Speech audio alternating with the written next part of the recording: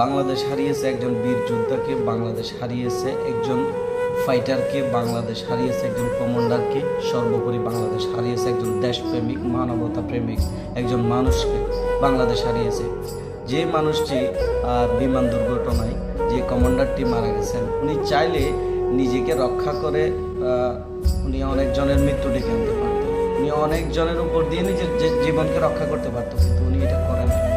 উনি চাইছে যাতে দেশের সম্পদ নষ্ট না হয়, দেশের মানুষ যাতে কষ্ট না পায়, দেশের মানুষের যাতে কোনো ক্ষতি না হয়। এই কারণে উনি চাইলে এর আগেও এই প্লেন থেকে প্যারাশুটের মাধ্যমে উনি নিচে নেমে আসতে পারত যখন এই দুর্ঘটনা শুরু হয়েছে, কিন্তু উনি এটা না করে প্লেনকে সেই নদীতে নিয়ে ফেলেছে।